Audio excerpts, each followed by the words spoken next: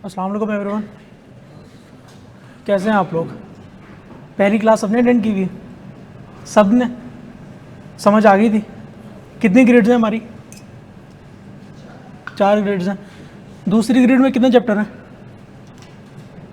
जी आपसे पूछ रहा हूँ, दूसरी ग्रेड में कितने चैप्टर हैं बेटा? चैप्टर नंबर 1 से लेकर 19 तक, 4 से लेकर 13 तक। चलें ठीक है। अच्छा जी, इसका मतलब ऑनलाइन वालों को आवाज़ आ रही है, हम स्टार्ट कर सकते हैं, सही है। तो सर हमारे पास 4 ग्रेड्स हैं और हम किस ग्रेड से स्टार्ट करेंगे? मैंने आखिर में बताया था ग्रेड डी से इसलिए स्टार्ट करेंगे क्योंकि ये एक 25 से 30 नंबर की ग्रेड है और वेटेज ज़्यादा है, मेहनत कम होगी। अभी कर लेंगे तो एक, क्योंकि कितने नंबर लेने हैं? 50 लेने हैं, 100 लेने हैं? 100 की मेहनत करनी है तो 50 आ जाएंगे इंशाल्लाह। तो उसके लिए हमें इस तरह से मेहनत करनी चाहिए कि कम टाइम में ज़्यादा, ठीक है। तो चैप्टर नंबर 17 से हम स्टार्ट लेंगे आज, जो कि सेल्स टैक्स है। अच्छा जी, तो सब साथ हैं मेरे, स्टार्ट करो। मुझे ये सब बताएं, सबसे पहले बताएं कभी ज़िंदगी में सेल्स टैक्स का नाम सुने? कभी कहीं पे लगे हुए देखा हो सेल्स टैक्स? कभी नाम सुन लिया हो कम से कम सेल्स टैक्स? अगर आपने देख लिया है, इतना भी आपको पता है ना कि कभी ज़िंदगी में आपकी नज़र से गुजरा भी हो, तब भी आप उसको समझने के काबिल हैं। इससे पहले ऑब्वियसली आपने नहीं पढ़ा, तो मुझे चीज़ों को स्टार्ट इस तरह से करना पड़ेगा। अच्छा जी, ऑनलाइन वाले ज़रात प्लीज़ बेटा साथ हैं तो कंफर्म कर दें, फिर मैं आगे बढ़ जाऊँ। चलें जी, ठीक है। अच्छा सर, मुझे एक बात बताएं, क्या कभी आपकी ज़िंदगी में ऐसा हुआ कि आपने कभी कोई चीज़ ख़रीदी हो और उसकी कीमत 100 रुपये हो तो उसके ऊपर कुछ एडिशनल चार्जेस भी लग गए हों? कभी ऐसा हुआ है? वो एडिशनल चार्जेस कभी कभी आपको किस नाम से पे करने पड़ते हैं? सेल्स टैक्स के नाम से पे करने पड़ते हैं। अच्छा, आप सोचते हैं कि यार ये क्यों है ऐसा, क्यों है ऐसा? तो उसकी रीज़न सुने। आपने एक चीज़ क्या की? कंज्यूम की। आपने खरीदी और उसको कंज्यूम किया, तो क्या मैं ये कह सकता हूं कि उस चीज़ के एंड यूज़र आप हैं? अच्छा एक मिनट, एंड यूज़र का मतलब समझते हैं कि जिसके पास वो चीज़ आई और उसने इस्तेमाल की, अल्टीमेटली कंज्यूम की, वो एंड यूज़र कहलाता है। पॉइंट ये है कि जिस बंदे ने कोई चीज़ इस्तेमाल की, उसके टैक्स का बर्डन भी कौन उठाएगा? वही बंदा उठाएगा। अच्छा, बेचने वाले ने तो आपको सेल्स टैक्स चार्ज कर दिया, लेकिन ऐसे ही नहीं कर दिया, आपको हर चीज़ के ऊपर सेल्स टैक्स नहीं मिला होगा। कभी आप रोटी लेने गए हैं तो आपको सेल्स टैक्स लगाओ? तंदूर वाले से रोटी ली हो, उसने सेल टैक्स लगाया हो? नहीं, उसने नहीं लगाया। हाँ, क्या पता किसी बेकरी आइटम पे लगाओ, क्या पता आप रेस्टोरेंट में जाते हो तो आपको लगाओ, ऐसा होता है। तो हमें क्या करना है, हमें क्या देखना है? सेल्स टैक्स हमें कंप्यूट करना है। उसके लिए क्या देखना पड़ेगा कि इसका बर्डन कौन उठाएगा? बातों बातों में बताया, कौन उठाएगा? एंड यूज़र इसका बर्डन उठाएगा। एंड यूज़र क्यों उठाएगा इसका बर्डन? क्योंकि उस चीज़ को कंज्यूम वो कर रहा है, तो जो उसको कंज्यूम कर रहा है उसका टैक्स का बर्डन भी उसी का। अच्छा एक बात बताएं, तो जिस बंदे ने चीज़ आपको बेची, उसी ने सेल टैक्स लगाया ना, क्या वो सेल्स टैक्स उस बंदे का हो गया या किसी और का है? वो किसके पास जाना चाहिए टैक्स? अच्छा, तो अब आप सवाल करेंगे सर गवर्नमेंट के पास क्यों जाना चाहिए टैक्स? तो कोई आप में से ही मुझे बता दे कि क्यों जाना चाहिए गवर्नमेंट के पास। उसने ऐसा क्या करना है गवर्नमेंट ने कि उसके पास टैक्स जाना चाहिए? चाहे वो सेल्स टैक्स हो, चाहे वो इनकम टैक्स हो, ऐसा क्या करना होता है गवर्नमेंट ने उसके पास टैक्स जाना चाहिए? जी क्या होता है? हाँ, इंफ्रास्ट्रक्चर पे लगाते हैं, एक रीज़न इन्होंने ये दे दिया। और इसके अलावा कुछ? हॉस्पिटल्स पे, रोडों पे जिनके हालात ख़राब हैं, जंगों के ऊपर, ठीक है। तो इन सारी जगहों पे जो पैसा लगना है ह्यूमन डेवलपमेंट के ऊपर, तो गवर्नमेंट को पैसा टैक्स का इसलिए चाहिए। तो सेल्स टैक्स की रूह को समझने के लिए आज मैं एक लाइन आपको बतानी है अभी।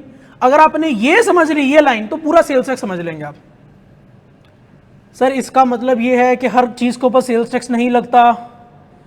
लगता कब है? पहले देखिए, सेल्स टैक्स चीज़ को बेचने के साथ जो टैक्स लगता है उसको कहते हैं सेल्स टैक्स। एक चीज़, हर चीज़ के ऊपर तो आप लोगों ने ज़िंदगी में नहीं देखा। इसका मतलब है कि कुछ स्पेसिफिक गुड्स होंगी। इसका मतलब ये नहीं ऑल आइटम्स नहीं, या ऑल गुड्स नहीं, या ऑल सर्विसेज नहीं, बल्कि कुछ। अच्छा, इसका मतलब कुछ गुड्स, उनका एक नाम होगा स्पेसिफिकली इसी सेल्स टैक्स के अंदर। उसको मैं एक नाम देता हूं, क्या? Taxable goods. क्या नाम दे रहा हूं? ये जो मैं अभी डेफिनेशन आपको बता रहा हूं ना, एक एक करके 3-4 जो लफ्ज हैं, ये आपने अगर समझ ली तो पूरा का पूरा न्यूमेरिकल जो इंशाल्लाह 18-20 नंबर का आना है वो आप लोगों का साइड पे। तो हम उसी अप्रोच से चलेंगे जिस अप्रोच से हमें पेपर में बैठना है। तो हर गुड के ऊपर लगेगा या नहीं लगेगा? नहीं, हर गुड के ऊपर तो नहीं लगेगा। हाँ, जो टैक्सेबल गुड्स होंगी उनके ऊपर सेल्स टैक्स की चार्जेबिलिटी होगी या चार्ज होगा। बात आ रही है समझ यहां तक? जी ऑनलाइन वाले हजरात प्लीज, मैंने अभी तक क्या बताया कि कुछ चंद अशिया हैं जिनके ऊपर क्या लगना है? सेल्स टैक्स लगना है। आ रही है यहां तक? आ रही है सबको बात समझ? अच्छा चलें ठीक है। क्या हर बंदे ने देना है?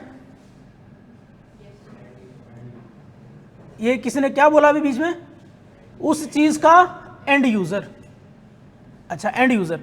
अब एक चीज उस पर हमें पता चल गई कि यार हर चीज के ऊपर तो सेल्स टैक्स नहीं लगता, बल्कि कुछ ऐसी अशिया हैं जो इस सेल्स टैक्स एक्ट के अंदर बताई गई होंगी, उन अशिया के ऊपर ही सिर्फ सेल्स टैक्स लगेगा। अच्छा एक बात बताएं, क्लास हमने जल्दी तो नहीं रख ली?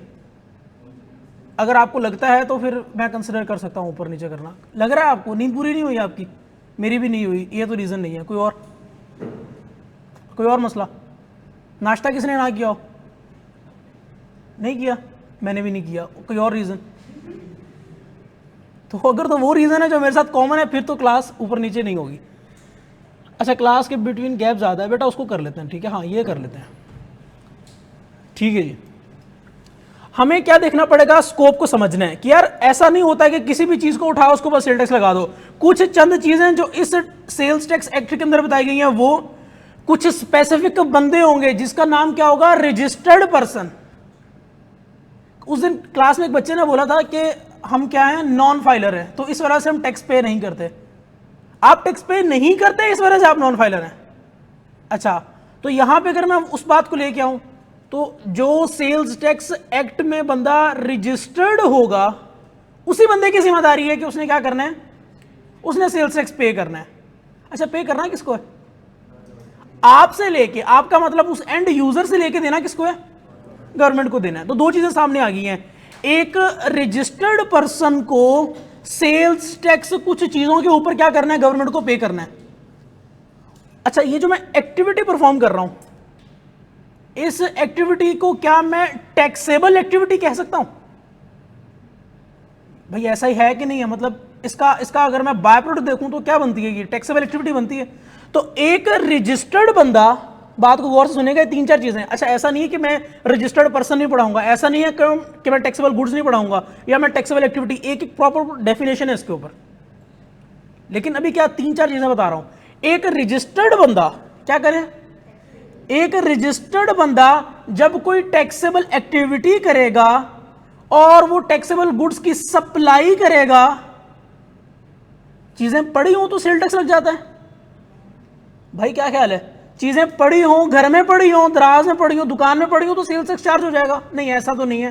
क्या करना पड़ेगा? उसको सेल करना पड़ेगा, उसकी सप्लाई करनी पड़ेगी। अच्छा, सप्लाई की अलग डेफिनेशन है। अच्छा, फिर सेल टैक्स लगना किसके ऊपर है? उसके लिए कोई वैल्यू चाहिए होगी ना आपको। उसके लिए यहां आपने किसी भी अमाउंट को उठा के मल्टीप्लाई कर देना है। लगना किसके ऊपर? उसके लिए वैल्यू चाहिए होगी, उसके ऊपर अलग बात होगी। सप्लाई कब हो जाती है उसके ऊपर अलग बात होगी। अभी मैं क्या कह रहा हूं, एक रजिस्टर्ड बंदा जब क्या करेगा? टैक्सेबल गुड्स की सप्लाई करेगा, तो वो क्या देगा? वो सेल्स टैक्स देगा। और इस सारी कहानी को मैं क्या नाम दे रहा हूं? टैक्सेबल एक्टिविटी दे रहा हूं। भाई कोई बंदा उठ के मुझे एक्सप्लेन कर दे, मेरे प्यारे भाई ब्लू शर्ट वाले, आपका नाम क्या है? साद भाई, आप एक्सप्लेन कर दें प्लीज। जी ऑनलाइन वाले हजरात, क्या जब तक हमारी अगली 20 से 20 क्लासें नॉर्मली, क्योंकि उसके बाद 10 में तो हम प्रैक्टिस कर रहे होंगे इसकी, क्या अगली 20 क्लासों में डेली सुबह आके आप ये वाली एक लाइन याद कर लेंगे दोबारा से, जो भी साद भाई बताने लगे हैं? जी बताएं। जो मैंने इतनी सारी तमहीद बांधी है सेल्स टैक्स के पीछे, अभी स्टार्ट नहीं किया हमने सेल टैक्स, इतनी जो मैंने तमहीद बांधी है कि एक बंदा ये और वो और फलां ढिमकान, आप सारी मुझे एक्सप्लेन कर दें। ऑनलाइन वाले हजरात प्लीज साथ हैं। कंडीशंस है, बिल्कुल ठीक है।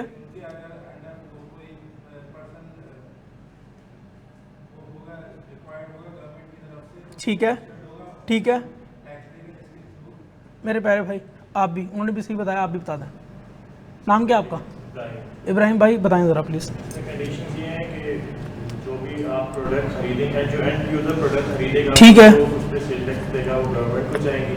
अच्छा, और इसमें आपने ये बताया कि जो टैक्सेबल चीज़ें होंगी इस पे टैक्स पे कर सकते हैं। जो रजिस्टर्ड बंदा होगा वो उन्हीं, मतलब जो रजिस्टर्ड बंदा होगा वो टैक्स पे करेगा और उन चीज़ों को पे करेगा। ठीक हो गया। कोई और बताना चाहे तो बेटा आप में से कोई बता दे, आप बता दें बेटा। मैंने आपसे नहीं पूछा बेटा, आपसे पूछा। जो रजिस्टर्ड बंदा होता है वो सेल्स टैक्स एक्ट के अकॉर्डिंग सेल्स टैक्स पे करता है हर गुड के ऊपर, नहीं टैक्सेबल गुड्स के ऊपर करता है। अच्छा जी, ठीक हो गया, ठीक हो गया बेटा। समरी अभी तक की ये है, एक रजिस्टर्ड बंदा जब भी क्या करेगा, सप्लाई करेगा ऑफ टैक्सेबल गुड्स, तो उसको क्या करना होगा, सेल्स टैक्स पे करना होगा। अच्छा जी, तो इस सारी बात को क्या नाम दिया मैंने, टैक्सेबल एक्टिविटी का नाम दिया। यहां तक सब मेरे साथ हैं, मेरा नहीं ख्याल दोबारा मुझे एक्सप्लेन करने की जरूरत है। अब आ जाएं जरा वापस बेटा। ये है जी वॉल्यूम 2 जो ओपन है मेरे सामने, और ये आप लोग की बुक है, इंशाल्लाह जल्दी आ जाएगी। मेरी ही किताब से पढ़ना है, मेरी ही किताब से परचेज कर लेंगे, मोर देन इनफ होगा। ठीक है, मेरी लगा हूँ, असल में मैंने खुद नहीं, मतलब आई कैप बहुत सारा रिसोर्सेज को यूटिलाइज करके बनाई है। ठीक है, मेरी इतनी वो नहीं है।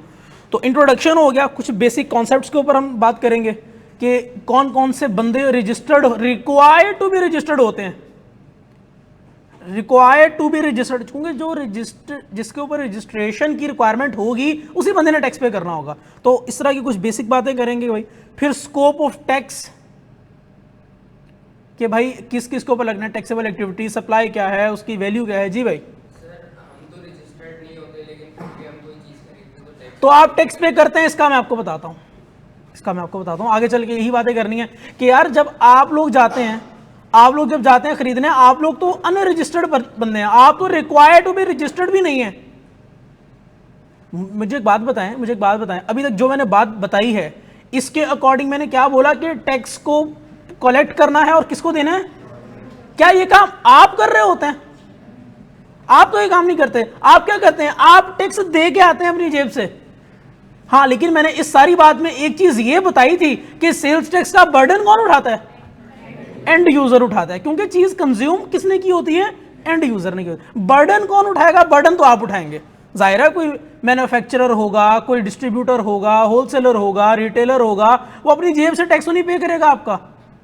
आपने नेशनल की गरम मसाले की डब्बी ली, उसके ऊपर सीरियल टैक्स लगा, वो आपकी जेब में जाएगा भाई, आपकी जेब में जाने, आपकी जेब से निकलेगा और जाएगा किसकी जेब में, जिस पार्टी से आपने वो चीज खरीदी है। वो पार्टी क्या करेगी, वो सेल्स टैक्स को उठा के किसको पे कर देगी। यार कोई बात आई है समझ। तो आप लोग और मैं क्या है, हम हैं and user of the product. Burden किसने उठाना है, हमने उठाना है। बर्डन उठाने का मतलब है कि पैसा किसकी जेब से जाएगा, मेरी जेब से जाएगा, और जाएगा किसके पास, उस पार्टी के पास जिससे मैंने चीज खरीदी होगी। जब उसके पास चला गया तो उसका क्या काम है, किसको दे देना, गवर्नमेंट को दे देना। मेरी बात आई है समझ। अच्छा जी सर, ये बातें, ये इंट्रोडक्शन पढ़ लीजिएगा, किसी का दिल करे, बहुत टाइम हो किसी के पास तो ये इंट्रोडक्शन पढ़ लीजिएगा। आज जी अपने अपने रजिस्टर्स निकालने स्टार्ट करते हैं। बेटा ये जो लेट आए हैं इनका फिर कनेक्शन कैसे बनेगा क्लास के साथ।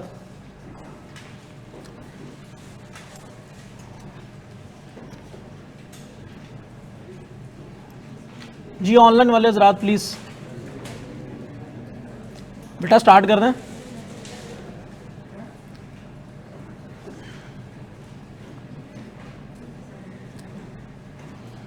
चलें जी, अभी तक कोई मसला परेशानी है, जो बाद में आए मैं उनकी बात नहीं कर रहा। किसी को कोई मसला परेशानी है भाई, किसी को जी बेटा नहीं, चलें ठीक है। अच्छा जी, तो मैंने क्या बोला था कि सबसे बेसिक चीज, एक गुड होगी, एक गुड्स होंगी और उनकी क्या होगी, बेसिकली सप्लाई होगी। ये दो काम एक साथ होंगे, गुड्स की सप्लाई। तो अब सप्लाई के ऊपर अलग बात करेंगे कि कब समझा जाएगा कि सप्लाई हो जाती है। मेरे प्यारे भाई आप मुझे बताएं, अपनी बेसिक कॉमन सेंस से मुझे बताएं, अपनी कॉमन सेंस से बताएं कि यार क्या कब मैं समझूं कि सप्लाई हो गई है? कब मैं समझूं? जब कोई प्रोडक्ट एक बंदे से दूसरे बंदे को पहुंचे, क्या मैं समझ लूं कि सप्लाई हो गई है, ऐसा? अच्छा, एक और बात, क्या मुझे एक बात, मैं एक एग्जांपल रखता हूं, आपने बताना है कि इसको आप सप्लाई कंसिडर करेंगे या नहीं करेंगे, क्योंकि सप्लाई होना बेसिक रिक्वायरमेंट है, मानते हैं मेरी बात को? अच्छा, मैं अब एक बात बोलने लगा हूं। एक बंदा है जैसे कि मैं हूं, मैंने किसी का पैसा देना है, मैंने किसी का एक मिसाल है आप लोगों के, सिंपल आपने सोच के बताना है, क्योंकि ये तो बहुत सिंपल है कि सप्लाई का मतलब एक बंदे से चीज दूसरे बंदे के पास चली जाए, सेल होगी, सप्लाई होगी, चीज बिक गई, डन, समझ आ गया। चाहे उधार पे चाहे वो कैश में, मुझे कोई मसला नहीं है, क्रेडिट की बेसिस पे सेल होगी या फिर कैश बेसिस पे सेल होगी, कोई मसला नहीं है। आप लोग आईटीए में सब कुछ पढ़ के आए हैं, आपको पता है। दूसरा सिनेरियो, मैंने एक बंदे का पैसा देना है, मेरी एक दुकान है, मेरे पास कुछ चीजें हैं, मेरे पास माल है, मेरे पास जो है वो सारा सामान पड़ा हुआ है, मेरी दुकान में लगा हुआ है। मैंने क्या देना है जी उस बंदे का? पैसा देना है, उधार देना है। वो बंदा आया पैसे मांगने, मेरे पास पैसे नहीं है, मेरे पास क्या नहीं है, मेरे पास कैश फॉर्म में पैसे उसको देने के लिए नहीं है। उसने क्या किया? उसने सामान ले लिया। मेरी दुकान पे जो चीजें पड़ी हुई थी, जो सूट पड़े हुए थे, जो खाने पीने की कोई भी चीज पड़ी हुई थी, जो कोई और चीज थी, उसने बदले में क्या उतने पैसों का या उतनी वैल्यू का क्या कर लिया? उसने सामान ले लिया, खरीद नहीं लिया। मेरा उधार था, मैंने देना था उस बंदे को। अब वो क्या करेगा उस सामान का? वो जाके उतने का मार्केट में बेच के अपना पैसा रिकवर कर लेगा। मुझे एक बात बताएं, ये सारी जो चीजें इसकी दुकान पे पड़ी हुई थी, क्या कभी ना कभी ये बिकनी थी एंड कंज्यूमर को? अगर ये एंड कंज्यूमर को बिकनी थी तो भाई क्या उस बेसिस पे क्या सेल्स टैक्स कलेक्ट होना था? क्या वो सेल्स टैक्स जो कलेक्ट होता, क्या वो गवर्नमेंट के पास जाना था? अब वो चीजें बिकी तो नहीं है, ये बंदा लेके चला गया आपकी दुकान से वो सारी चीजें। मुझे ये बताएं, क्या गवर्नमेंट इसको यही समझेगी कि सप्लाई हो गई है? गवर्नमेंट क्यों अपने रेवेन्यू का जो है ना वो हिसाब किताब खराब करे? गवर्नमेंट को तो यही समझना चाहिए ना कि जो सामान पड़ा हुआ था, जो इसने अपने किसके बदले में दिया है, अपने डेट के, अपने उधार की सेटलमेंट में दिया है, वो क्या हो गया? वो सप्लाई होगी। और जब सप्लाई हो जाती है तो उसके ऊपर क्या लग जाता है? सेल्स टैक्स लग जाता है। दो बातें की सप्लाई के लिए मैंने। एक ये की, बहुत सिंपल बात की, एक बंदे से, मेरे प्यारे भाई ये क्या हो रहा है? दिख नहीं रहा तो आगे आ जाओ, ये देखो खाली पड़ी हुई है चेयर्स। इस तरह पढ़ाई नहीं होनी है, मैंने बता दिया अभी से। आगे आ जाओ, दिख नहीं रहा, आगे आ जाओ बेटा। बोलो तो मैं दूसरा प्रोजेक्टर चलवा दूं पीछे। इस तरह नहीं होती बेटा पढ़ाई, आगे आ जाओ। पिक्चर लेंगे, ये कभी जिंदगी में नहीं खुली, मेरी नहीं खुली आज तक ये पिक्चर फोन के अंदर जो मैंने ली हुई है, आपकी कैसे खुलेंगी यार? अच्छा जी, तो एक सप्लाई होगी, एक बंदे से दूसरे बंदे को चीज भेज दी, क्योंकि हमें आइडेंटिफाई करना बड़ा जरूरी है। सेल्स टैक्स की चार्जेबिलिटी बेसिक है। एक चीज की सप्लाई होगी तो सेल्स टैक्स चार्ज होगा, बात सिंपल। लेकिन कब सप्लाई होगी, कब समझा जाएगा कि सप्लाई होगी? एक तो एक बंदे से चीज चले जाए दूसरे बंदे के पास, एक पॉइंट। दूसरा कि उस बंदे ने अपने डेट को सेटिस्फाई करने के लिए कुछ चीजें दे दी बदले में, तो जो चीजें दी हैं उन चीजों की क्या समझा जाएगा? क्या हो गई है? सप्लाई हो गई है। तो जब सप्लाई हो गई है तो उसके ऊपर सेल्स टैक्स की क्या हो जाएगी? चार्जेबिलिटी हो जाएगी। दो सिनेरियो आगे समझ में? क्या दूसरा वाला सिनेरियो पॉसिबल है? अच्छा ठीक है, पॉसिबल है। अच्छा, तीसरी चीज, एक बंदे का कारोबार था, उसके पास वही सेम गुड्स हैं, वही सारी चीजें हैं, सब कुछ वही। तीसरी एग्जांपल दे रहा हूं आप लोगों को। ये जो चीजें हैं, जब ये सेल होंगी तो इनकी सेल पे क्या सेल्स टैक्स चार्ज होगा? मतलब देखें, मेरे पास सपोज करें ये मेरे पास रिमोट है, मेरी दुकान भरी हुई है इससे, मैंने जब ये बेचना है 100 रुपए का रिमोट है, सपोज करें 5 रुपए का सेल्स टैक्स लगता है, मैंने 105 रुपए का बेचना है। ये प्यारे भाई आए हैं मेरे पास, इन्होंने आके 100 रुपए दिए, साथ में 5 रुपए भी दिए, और मैंने इनको क्या दे दिया? ये रिमोट लेके घर जा चुके, इन्होंने अपनी जेब से कितने पैसे दिए? अब जाके इस्तेमाल करेंगे, रिमोट भी इनका और सेल्स टैक्स का बर्डन भी इनका, सेल्स टैक्स का, क्योंकि ये कौन है? ये एंड कंज्यूमर है। इसलिए ये क्या कर रहे हैं? बर्डन को बियर कर रहे हैं। तो ये अपनी जेब से 105 रुपए दे के चले गए कहां पे, घर। मेरे पास कितने पैसे आए, 105। क्या एज अ सेलर, क्या इस 105 के मेरे नजदीक दो हिस्से होने चाहिए? आ जाओ, दो हिस्से होने चाहिए। एक हिस्सा वो जो सोल मेरी सप्लाई है, वो कितनी है, 100 रुपए। 95 बोला किसने? क्यों बेटा? ओ बेटा, प्रॉफिट के साथ मेरे पैसे कितने हैं? 105 का बेचा है ना, 105 का बेचा है तो 5 सेल टैक्स लगाया, ये 95 कैसे हो गया? 105 के दो हिस्से कर दो सीधे सीधे। मेरी 100 की चीज थी, इसके अंदर मेरा मार्कअप, मेरा मार्जिन, जो भी आप कह लो, सब इंक्लूड है भाई।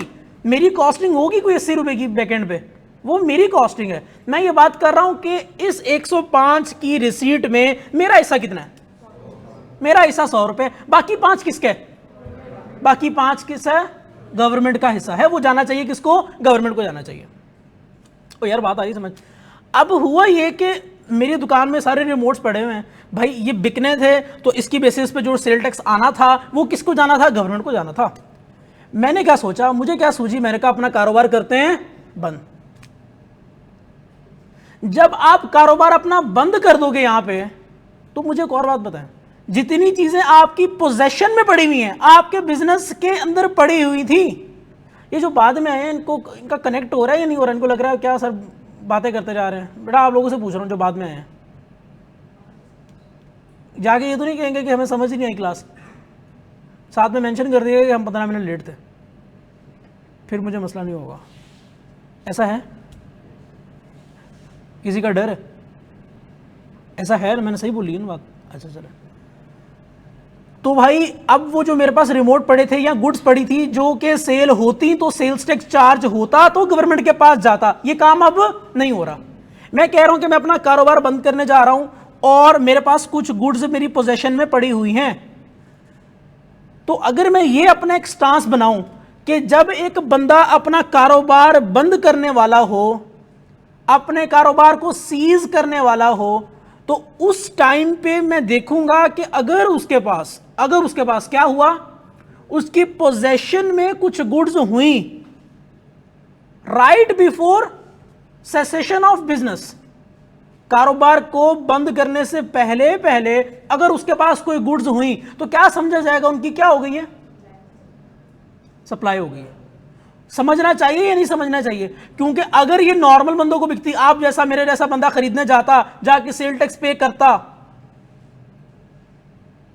तो फिर ये किसको हो जाता? गवर्नमेंट को जाता। लेकिन अब तो क्योंकि उसका कारोबार बंद हो रहा है और उसके पास कुछ गुड्स जो है अनसोल्ड पड़ी हुई हैं, तो इनके ऊपर सेल टैक्स कौन पे करेगा? वो अब खुद पे करेगा अपनी जेब से। क्यों पे करेगा? क्योंकि हमने इसको सप्लाई की डेफिनेशन में इंक्लूड कर दिया। आज अगर आप लोग यहां से जाएं तो आपको एक चीज आनी चाहिए कि सर सप्लाई क्या होती है। आ रही मेरी बात समझ? क्योंकि सेल और सप्लाई ही सेल्स टैक्स की क्या है? बुनियाद है। तो मैंने ये बोला कि एक बंदे ने जब अपना बिजनेस को बंद किया, उसके बिजनेस बंद करने से पहले उसके पास जितनी भी गुड्स पड़ी थी, ये समझा जाएगा कि उन गुड्स की क्या हो गई अब, क्योंकि कारोबार तो बंद है। इसके बाद ना कारोबार वाले को पता मैंने क्या करना है, ना गवर्नमेंट को पता क्या करना है। तो उसी टाइम पे हम बात करेंगे जब उसका कारोबार बंद होने वाला है, right before cease of their business. उसके बाद जितनी गुड्स पड़ी होंगी वो समझा जाएगा कि सारी की सारी सप्लाई हो गई हैं और उसके ऊपर सेल्स टैक्स पे करना पड़ेगा। किसको? उस बंदे को किसको पे करना है? जो भी होगा पे किसको करना है? गवर्नमेंट को पे करना है। यार आ रही है बात समझ? 3 चीजें सप्लाई हो गई हैं भाई। आप बता दें, आप स्किन शर्ट वाले, क्या नाम था आपका? बताएं बेटा। सवाल नहीं पता? आप सवाल उनको बता देंगे। दीदी आप उनको सवाल बता दें।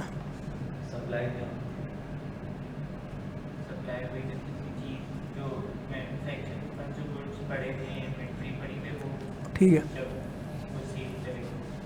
ठीक है, एक चीज होगी। दूसरी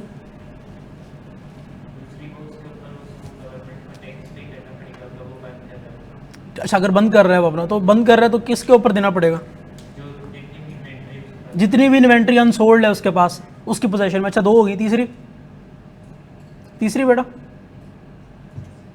ज़्यादा आ रहा है, चलो बता दो, तीसरी आप बता दें। जी आप बता दें। आप नहीं, आप बता दें जी। आपके पास कोई डेप्ट है जी, उसके इक्विवेलेंट वो आपसे गुड्स ले जाए, तो आपके पास अगर कोई डेट होगा उसके इक्विवेलेंट्स अगर आपसे वो गुड्स ले जाए जो कि आप किसी आम बंदे को बेचते और सेल टैक्स लेते, यार लॉजिक समझ आ रही है? और यार गवर्नमेंट अपना नुकसान क्यों करे? अच्छा टैक्स, अच्छा आज समझ लें, मैं टैक्स पढ़ा रहा हूं, टैक्स की रूल ये है कि गवर्नमेंट का कभी भी नुकसान नहीं होना चाहिए। आ रही है मेरी बात समझ? क्योंकि गवर्नमेंट का क्या होता है नॉर्मली कि उसको अपना रेवेन्यू, अपने रेवेन्यूज क्या करने हैं, बढ़ाने हैं हर सूरत में, तो उसने हर हरबा इस्तेमाल करना है कि वो क्या करे, टैक्स लगाए। तीन चीजें तो मैंने आप लोगों को बता दी। अच्छा जी, क्या आप लोगों ने जिंदगी में एक टोल मैन्युफैक्चरिंग का वर्ड सुना है? नहीं सुना, मैं बता देता हूं। सपोज करें मेरा काम यह है कि मैं जो है चेयर्स बनाता हूं, ठीक है, मैं चेयर्स बनाता हूं, मेरे पास एक ऑर्डर आया है चेयर्स का। अच्छा, जिस बंदे किससे ऑर्डर आया है उसने साथ में क्या किया है, रॉ मटेरियल भी प्रोवाइड किया है। क्या प्रोवाइड किया है? मतलब मुझे अपने पास से नहीं लगाना रॉ मटेरियल, हर चीज उस बंदे ने प्रोवाइड किया। उसने बोला कि इस पर्टिकुलर डेट पे मेरा ये ऑर्डर है, ये सब कर दिएगा आप, मेरा ऑर्डर क्या कर देगा, फुलफिल कर दिएगा। यार आ रही है बात समझ? इसी दुनिया की ऐसा पॉसिबल है कि नहीं है कि मेरे पास एक ऑर्डर आए वो गुड्स को प्रोड्यूस करने का जो कि असल में मेरी ना हो, उस बंदे ने रॉ मटेरियल भी दिया, उस बंदे ने मुझे मेरी मजदूरी भी दी और बोला ये चीजें बना के दे दो। तो क्या ऐसा business model toll manufacturing exist करता है पाकिस्तान में? हाँ करता है, बिल्कुल करता है, नॉर्मल बिजनेस है। वो गुड्स मेरी थी, बताएं, वो गुड्स मेरी थी? वो गुड्स मेरी नहीं थी, वो बिलोंग करती थी किस बंदे से? जिस बंदे ने मुझे चीजें प्रोवाइड की हैं वो उसी से बिलोंग करती थी। यार आ रही है बात समझ? अच्छा, goods belonging to another person वो वाला बंदा जिसने मुझे वो सामान मुहैया किया और मैंने उसकी बेसिस पे मैंने क्या किया, उसको चीज बना के दे दी। तो जब मैंने उसको वो चीज बना के ट्रांसफर कर दी तब क्या समझा जाएगा, क्या हो गई? ये है टोल मैन्युफैक्चरिंग का केस। एक थी नॉर्मल गुड्स आपके पास पड़ी हो, आपकी गुड थी, आपने बेची, वो सप्लाई। दूसरी, आपका डेट सेटिस्फाई हो गया, डेट के इक्विवेलेंट कोई चीज चलेगी, वो आपकी सप्लाई होगी। तीसरी चीज क्या बताई थी? बिजनेस बंद हो रहा हो तो before ceasing of your business जितनी भी पोजेशन में गुड्स है वो सारी सप्लाई होगी। चौथी चीज क्या बताई थी? टोल मैन्युफैक्चरिंग के केस में, टोल मैन्युफैक्चरिंग में क्या बताया कि जो गुड्स बिलोंग करती हैं किसी और बंदे से, जब आपने बना के ट्रांसफर कर दी तो क्या समझा जाएगा, क्या हो गई? टैक्स सप्लाई होगी तो टैक्स चार्ज होगा ना। तो सप्लाई, इसीलिए तो बता रहा हूं मैं कि जब एक चीज की सप्लाई हो जाएगी तो फिर उसके ऊपर क्या हो जाएगा।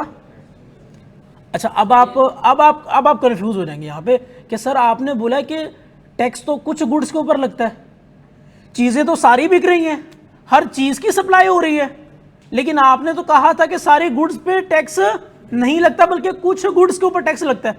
यही सवाल आता है ना जहन में।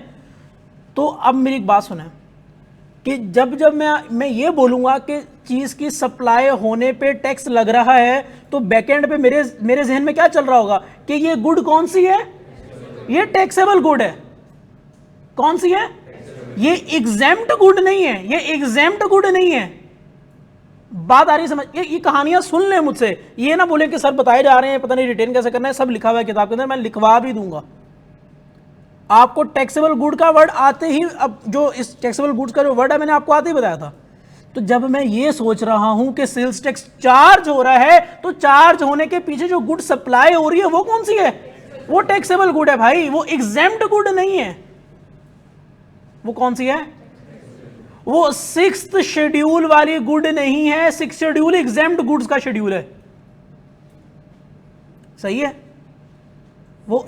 जी सर, एग्जेम्प्ट गुड, जैसे मैंने आपको एक एग्जांपल दी थी रोटी की, ये जो इस तरह की चीजें हैं एग्जेम्प्ट गुड में आती हैं। एग्जेम्प्ट गुड्स की 6th शेड्यूल में एक लिस्ट है पूरी जिसमें इस तरह के आइटम्स हैं। अगर कोई बंदा आटा बेच रहा है, ठीक है, एग्जेम्प्ट है। जो बेसिक, देखिए आप मेरी बात सुनेगा, जो बेसिक जरूरियात जिंदगी है ना, आसान अगर भाषा में आपसे बात करूं तो वो सारी चीजें कहां फॉल करती हैं? 6 शेड्यूल में फॉल करती हैं, एग्जाम्प्ट गुड्स के शेड्यूल में फॉल करती हैं, तभी आपने कभी जिंदगी में रोटी के ऊपर सेल टैक्स नहीं दिया। आ रही है बात समझ? अब आपको जो मैंने पहले मिसाल दी थी वही रोटी वाली, उसी को दोबारा कनेक्ट कर दिया कि क्यों आपने नहीं दिया, क्योंकि वो गुड टैक्सेबल गुड्स में फॉल नहीं करती। Sir done? अच्छा जी जी सर जी जी। वो इन्वेंट्री, मुझे एक बात बताएं, एक मिनट रुके, इनको आने दें, मुझे एक बात बताएं, वो जो इन्वेंट्री पड़ी है जब वो बिकती तो क्या उसके ऊपर सेल्स टैक्स चार्ज होता? क्या वो गवर्नमेंट को जाता? अब नहीं जा रहा। अब क्यों नहीं जा रहा? क्योंकि अब बिजनेस को क्या कर रहे हैं? बंद कर रहे हैं। भाई देखो, या तो आप बिजनेस को बंद करके वो सारी इन्वेंट्री कंज्यूम करोगे, या तो आप कंज्यूम करोगे। आप कंज्यूम करोगे तो एंड यूजर कौन हुए? आप हुए। आप एंड यूजर हुए तो सेल्स टैक्स का बर्डन किसको बेयर करना है? आपको बेयर करना है। आपको बेयर करना है, इसका मतलब आपने पे किसको करना है? गवर्नमेंट को करना है। एक चीज समझ आई? एक तो पॉसिबिलिटी ये हो सकती है कि बिजनेस अगर बंद हो रहा है तो सारा का सारा माल जो है, जो भी रॉ मटेरियल, जो भी चीजें पड़ी हैं, वो सारा आप कंज्यूम कर लो। दूसरा, मुझे एक बात बताएं, नॉर्मली जब बिजनेस बंद होता है तो क्या होता है? जितना भी सामान पड़ा होता है, इन्वेंट्री पड़ी होती है, वो क्या किया जाता है? वो ट्रांसफर कर दिया जाता है किसी और बंदे को कंसिडरेशन के एवज। What is meant by consideration? Something in return, monetary, non monetary, कोई एसेट ले लिया होगा, कोई कैश ले लिया होगा, कुछ भी। तो ऐसा ही होता है ना नॉर्मली। तो इसका मतलब ये हुआ कि उसकी सप्लाई होगी, सप्लाई होगी तो उसके ऊपर सेल्स टैक्स भी चार्ज होगा। अच्छा जी, 4 चीजें बताई थी, 5वीं सुन लें और आखिरी चीज सुन लें। टोल मैन्युफैक्चरिंग वाला दोबारा सुन लें। एक मिनट, किसको टोल मैन्युफैक्चरिंग समझ आया क्लास में? समझाएं जी, टोल मैन्युफैक्चरिंग समझाएं। ऑनलाइन वाले हजरात, आप में से कोई टोल मैन्युफैक्चरिंग समझाना चाहता है तो वो समझा दे प्लीज। जी नबील, नबील है ना आपका नाम? जी नबील बताएं। सुनो, समझिए कोई पार्टी है जिसको किसी भी मैन्युफैक्चरिंग गुड्स रिक्वायर्ड है, तो आप जो है वो मैन्युफैक्चरिंग करते हैं, आपको मैंने मटेरियल प्रोवाइड किया, सही है, और आप मेरी मटेरियल से फिर आपने एग्जांपल दी जैसे कुर्सी बनाते हैं, तो ठीक है, कुर्सी बना के आपने वो गुड्स मुझे दिए, तो उस पे आपने जो मुझे सप्लाई किए मेरी गुड्स, उस पे टैक्स लग रहा है, तो वो टैक्सेबल गुड्स का आपने कॉन्सेप्ट भी बताया। और टोल मैन्युफैक्चरिंग कि मुझे किसी बंदे ने रॉ मटेरियल प्रोवाइड किया है और मैंने उसके रॉ मटेरियल को फिनिश गुड में कन्वर्ट कर दिया अपनी एक्सपर्टीज से। मेरी एक्सपर्टीज है कुर्सी बनाना, स्किल जो मतलब उसने स्किल पे पैसे लिए ना, हाँ ऑब्वियसली, तो उस पे टैक्स लगेगा या रॉ मटेरियल पे टैक्स? अब ये की ना पते की बात, टोल चार्जेस के ऊपर टैक्स लगेगा। क्योंकि मैंने अभी आप लोगों को अभी तक कोई बच्चा मुझे क्लास में बताए, मैंने क्या ये बताया कि किस अमाउंट के ऊपर लगेगा? मैंने ये तो नहीं बताया अभी तो उस चीज पे आना है। उसको क्या कहूंगा मैं? Value of supply. अच्छा, अगर आपको यकीन नहीं आ रहा तो ये देखें, एक मिनट, मैं भी आपको क्या बताने लगा हूं, ये लें, वैल्यू ऑफ सप्लाई। कौन सा टॉपिक आ रहा है? Value of supply. Her case में वैल्यू ऑफ सप्लाई क्या होगी वो सामने आप लिखा हुआ है, मैंने भी तो ये बताया ही नहीं है। आपका सवाल बहुत जेन्युइन है कि सर जो टोल मैन्युफैक्चरिंग होगी इसके ऊपर कोई एक अमाउंट होगी ना। जब रॉ मटेरियल आपको अगला बंदा प्रोवाइड कर रहा है, आपका तो रॉ मटेरियल का खर्चा ही नहीं है, आपका खर्चा किसका था? आपकी एक्सपर्टीज का, आपकी लेबर का खर्चा था। तो इसका मतलब यह हुआ कि जो टोल चार्जेस आपने क्लेम करने हैं वही आपकी सप्लाई की वैल्यू है, बराबर। अच्छा चलें, कहां गए जी? सप्लाई पे थे हम, क्या बात कर रहा था मैं? हाँ, पांचवी चीज की बात कर रहे थे। पांचवी चीज कौन सी है भाई?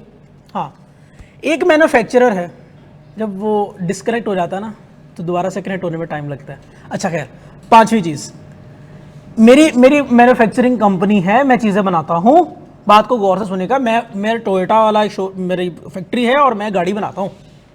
मैं जब गाड़ी बनाता हूँ, जब मैं गाड़ी सेल करता हूँ, आप जाते हैं टोयोटा की शोरूम से परचेज करने, आप सेल टैक्स पे करते हैं कि नहीं करते? करते हैं भाई, सेल टैक्स पे करते हैं, गाड़ी के बिल में लगा हुआ होता है सेल टैक्स, खत्म बात, क्योंकि वो टैक्सेबल गुड्स की कैटेगरी में आती है, तो हो गया। अब अगर टोयोटा का अपना बिजनेस है, अपनी उसकी मैन्युफैक्चरिंग कंसर्न है, एक फैक्ट्री है उसकी, मुझे बताएं क्या टोयोटा का हेड ऑफिस नहीं होगा? वहां पे लोग काम करते होंगे, वहां पे लोगों को लेके आना जाना, उनके कम्यूट का हिसाब किताब भी होगा कि नहीं होगा? वहां पे भी गाड़ियां चाहिए होंगी। तो टोयोटा क्या अपनी बनाई हुई गाड़ियां भी खुद इस्तेमाल कर सकता है, अपने यूज में ला सकता है? अच्छा, कोई बहुत तेज है ना तो उसको मेरी बात समझ आ गई होगी मैं क्या करने लगा हूं।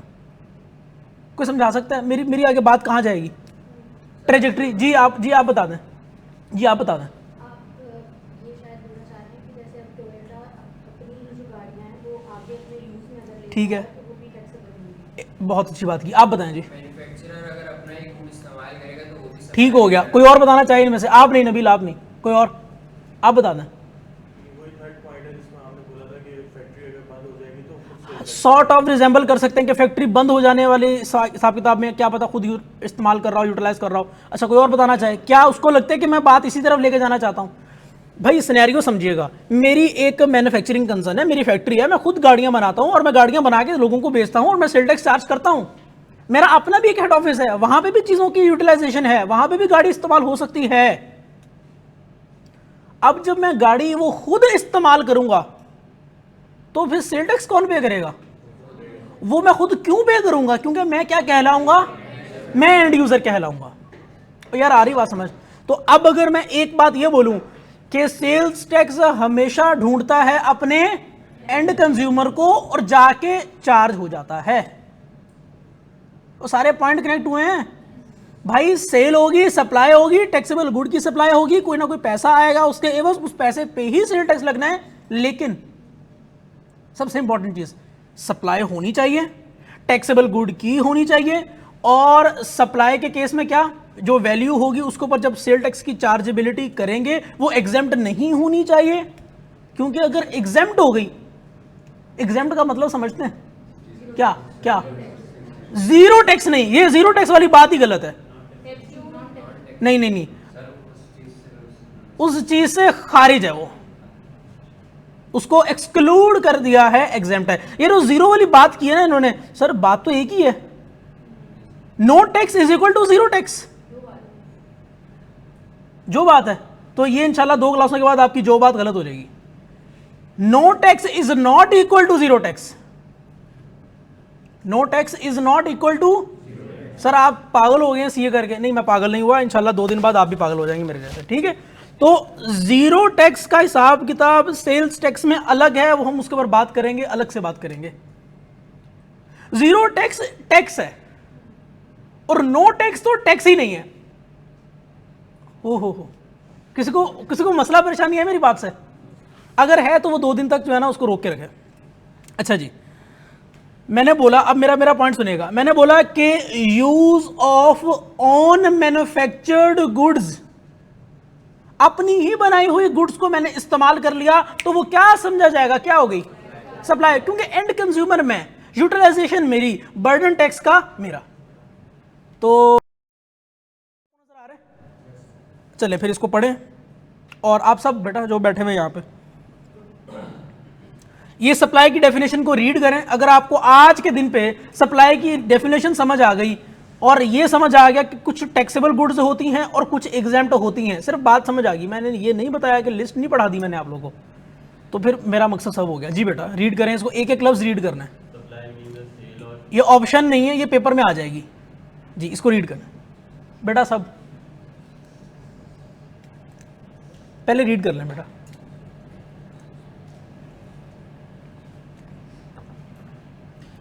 जी ऑनलाइन वाले जरा रीड करना।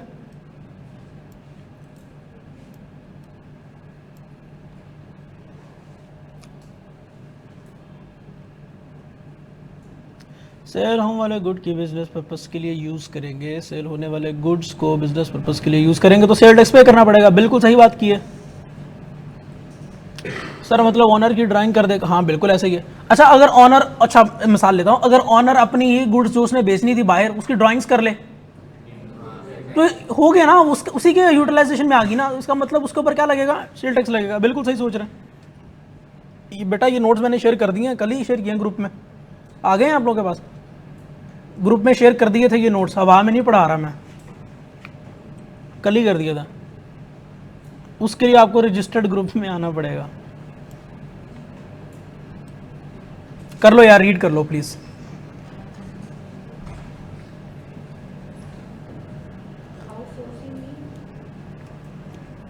वो जो चेयर वाली एग्जांपल थी उसको आउटसोर्स करना ही बोलते हैं।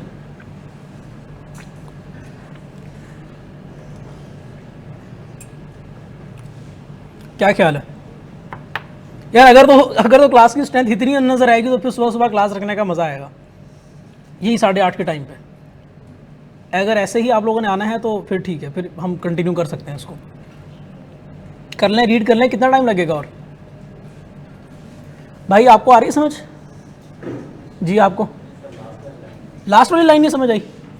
वो जो मैंने चेयर वाली एग्जांपल दी है, वो चेयर वाली एग्जांपल इसी से रिलेट करती है कि जब गुड्स परटेन करती हों या बिलोंग करती हों किसी और बंदे से, और मैंने क्या कर दिया हो, अपने टोल चार्जेस उससे क्लेम कर लिए हों, उनको बना के अपनी मजदूरी क्लेम कर ली हो मैंने।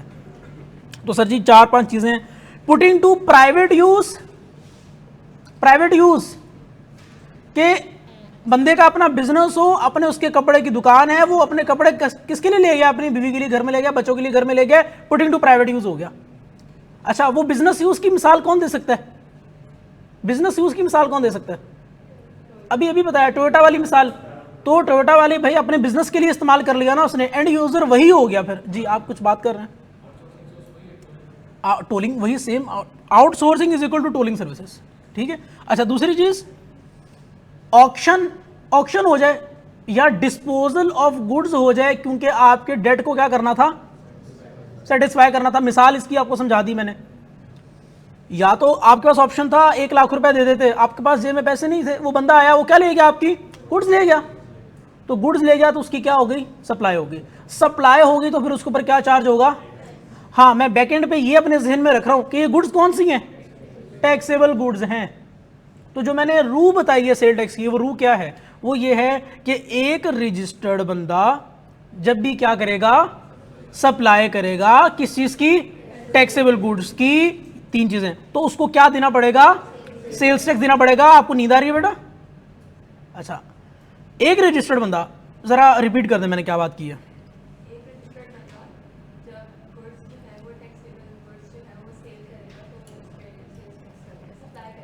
ठीक है, सही है, एक ही बात है, सेल सप्लाई की बात है। और इस एक्टिविटी को क्या नाम दिया मैंने? इस एक्टिविटी को क्या नाम दिया जो उन्होंने डेफिनेशन बताई है? इस पूरी एक्टिविटी का क्या नाम है?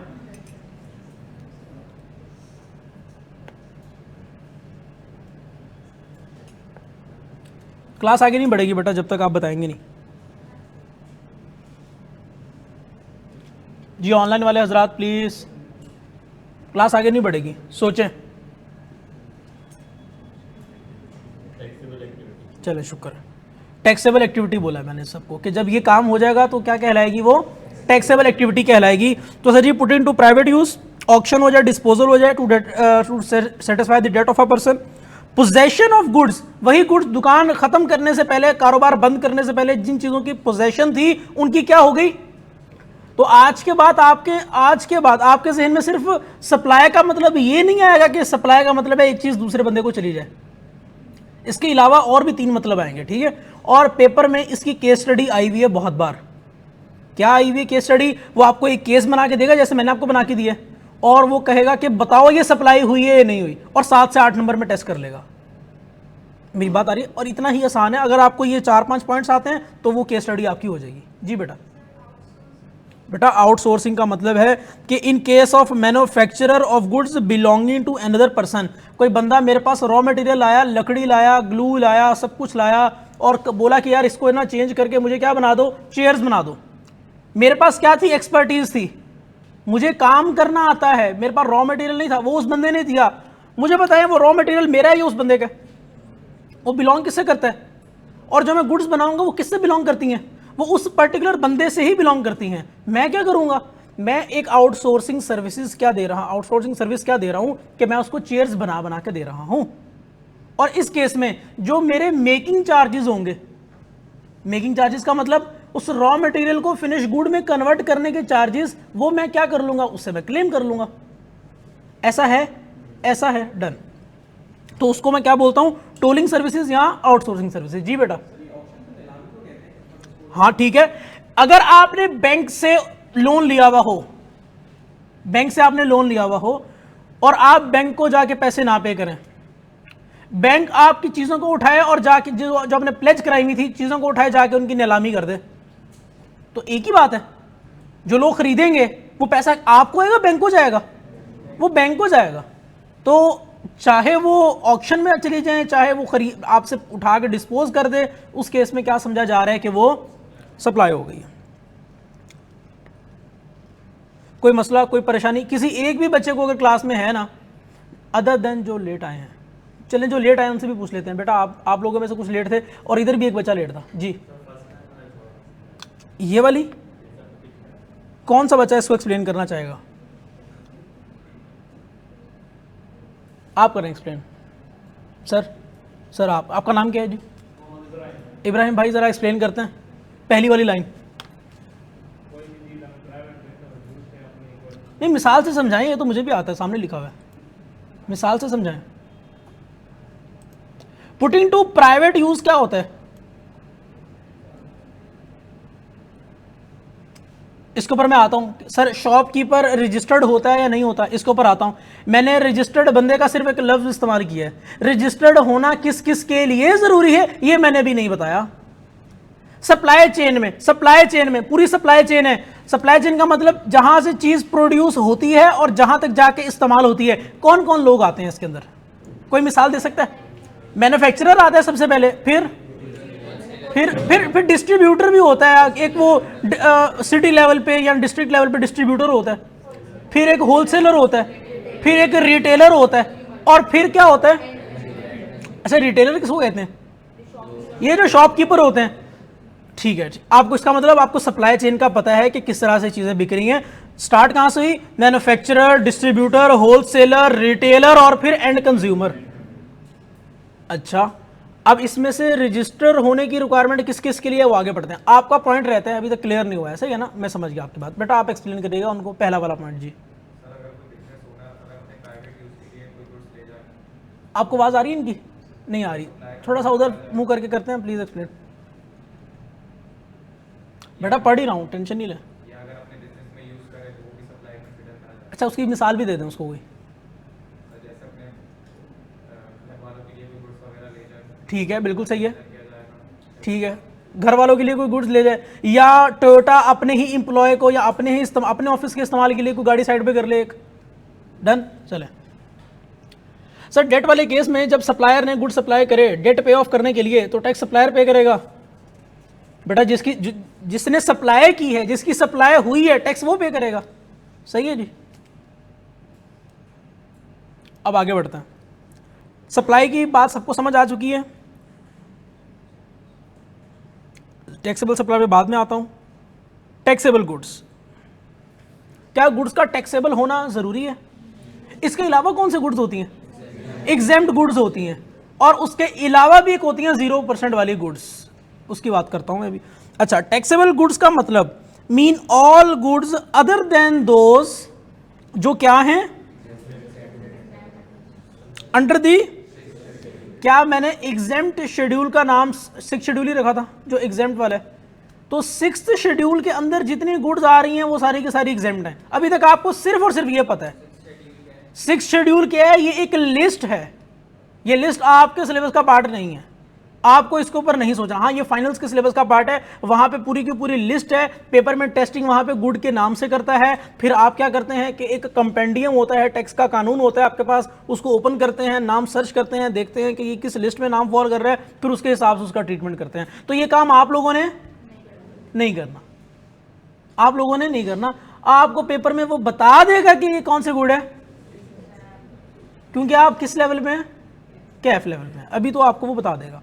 तो सिंपल हो गया, दो तरह की चीजें हैं, या तो टैक्सेबल हो गई या तो एग्जेम्प्ट हो गई। अब बात करते हैं इसकी कि गुड क्या होती है, मतलब गुड्स में क्या क्या फॉल करता है। आपके नजदीक हर चीज गुड, हर चीज गुड। प्रॉपर्टी बेचने लगे हो ये भी गुड है, इसके ऊपर भी सेल टैक्स चार्ज कर दो। क्या ख्याल है? क्या मैं बात सही कर रहा हूं या थोड़ी सी और लगी आपको ये बात? थोड़ी सी और लगी होगी आपको ये बात। अब जरा बात सुन लें, गुड्स क्या होती हैं। कहता है कि गुड्स के अंदर हर तरह की मूवेबल चीज आती है, हर तरह की मूवेबल चीज आती है, लेकिन किसके अलावा? अदर देन एक्शनेबल क्लेम्स, पैसे। अभी समझाता हूं, एक एक करके मैं समझाता हूं कि आपने जिंदगी में भी कभी ऐसा सिनेरियो फेस नहीं किया होगा कि जब आपने पैसों के ऊपर पैसे दिए हों सेल टैक्स के तौर पे। आपने मुझसे 100 रुपए लिया, क्या बोला साथ में सेल टैक्स दो, इस 100 के ऊपर सेल टैक्स दो, इस कैश के नोट के ऊपर सेल टैक्स दो, ऐसा तो कभी नहीं होता। अच्छा, तो पैसे, स्टॉक्स, शेयर्स एंड सिक्योरिटीज। कल एक बच्चे का कोई सवाल आया था, सर ये ना मेरे कजन ने शेयर पता नहीं लिए हैं और उसके ऊपर ना सेल्स टैक्स लग चुका है, शेयर सेल करने के ऊपर सेल टैक्स लगा है। तो शेयर्स की सेल के ऊपर किसी किस्म का सेल्स टैक्स नहीं होता, उसके ऊपर क्या होता है, उसके ऊपर कैपिटल गेन टैक्स होता है। अच्छा, वो अलग बात है, वो इनकम टैक्स की बात है। उसके ऊपर क्यों नहीं होता सेल्स टैक्स? क्या शेयर्स गुड्स नहीं है? जवाब आपको यहां मिल गया कि गुड्स, सेल्स टैक्स के अंदर गुड्स कौन सी चीजें कहलाएंगी? हर वो चीज जो मूव करती है वो गुड कहलाएगी, सिवाय किस किस के? सिवाय पैसों के, कैश के। कैश हो गया, स्टॉक्स, शेयर्स, सिक्योरिटीज भी वही बात होगी, शेयर्स हो गए। और एक आखिरी चीज, actionable claims. What is meant by actionable claim, अभी आना पड़ेगा इसके ऊपर। क्या कभी फूड पांडा इस्तेमाल किया? अच्छा, उसके ऊपर कुछ पॉइंट्स मिलते हैं आप लोगों को, लॉयल्टी पॉइंट्स होते हैं, उसको बाद में आप रिडीम कर लेते हैं, रिडीम कर लेते हैं। वो जो लॉयल्टी पॉइंट्स हैं वो मिसाल है किस चीज़ की? एक्शनेबल क्लेम्स की। आ रही है बात समझ? उसके ऊपर किसी किस्म का सेल्स टैक्स नहीं है। अब ये कुछ चंद चीजें छोड़ के उसने बोला हर चीज, तो आप लोगों को याद क्या रखना है?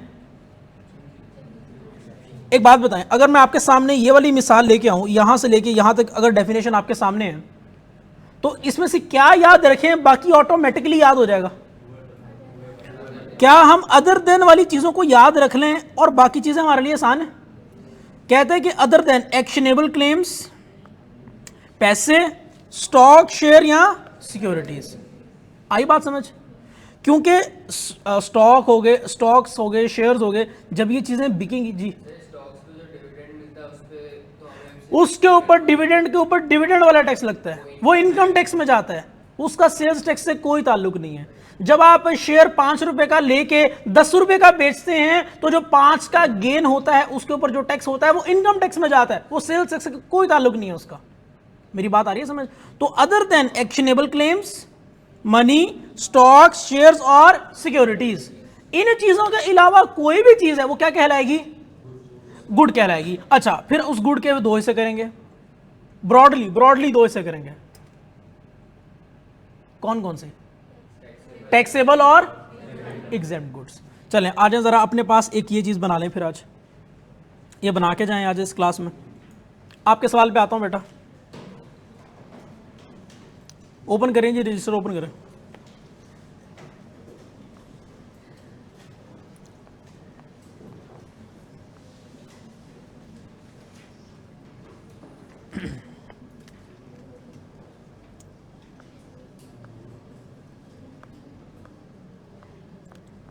सर जी क्या बात की हमने? रजिस्टर्ड बंदा क्या करेगा? सप्लाई करेगा। सप्लाई करेगा किस चीज की करेगा?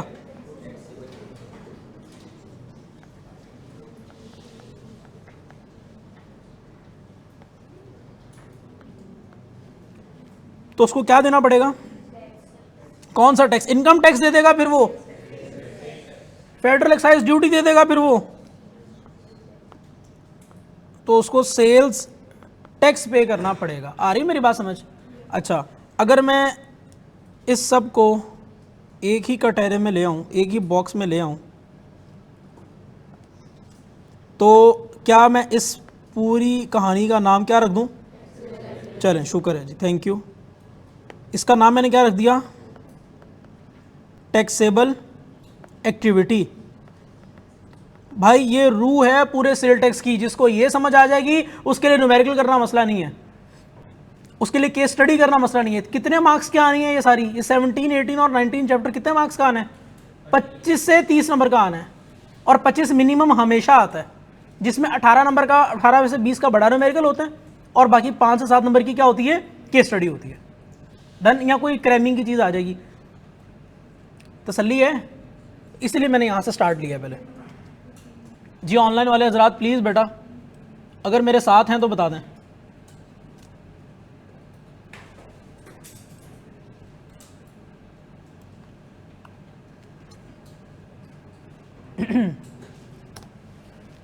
तो सर एक रजिस्टर्ड बंदे ने सप्लाई की है, सप्लाई के ऊपर आ जाएं जी, सप्लाई के ऊपर आ जाएं एक एक करके ना, लिखवाते जाएं मुझे। पहली चीज क्या पढ़ी थी हमने? Simple transfer of goods, transfer of goods into private use. नहीं, प्राइवेट यूज वाली बात अलग थी, ट्रांसफर ऑफ गुड करना अलग बात थी, अलग अलग रखना है हमने एक एक करके। अच्छा, ट्रांसफर ऑफ गुड हो गया, सिंपली ट्रांसफर ऑफ गुड हो गया। इसके अलावा जी सेटल डेट के लिए क्या किया जाए?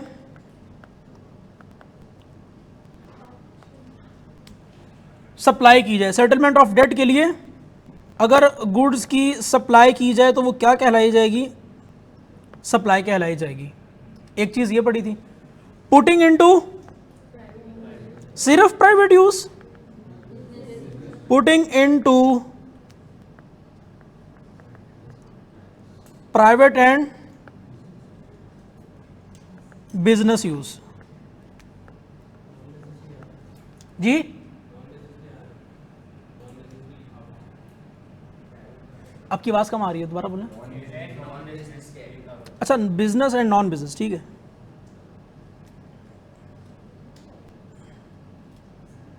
इसके अलावा गुड्स जो कि ट्रांसफर की गई हैं belonging to another person.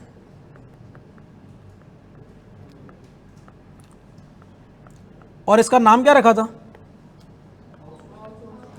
Toll services या फिर आउटसोर्सिंग सर्विसेज। डन। अच्छा, इसके अलावा और भी कोई मिसाल थी एक, हाँ, possession of goods, possession of, spelling देख लीजिएगा, possession of goods held immediately. अच्छा, एक बात सुनिएगा, अगर मैं इसको वर्ड्स को थोड़ा सा रिप्लेस करना चाहूं, possession of goods held immediately before बंदे ने अपना कारोबार बंद करना है। बात समझ आइए, बिफोर बंदे ने अपना कारोबार बंद करना है, अंग्रेजी में क्या बोलते हैं इसको?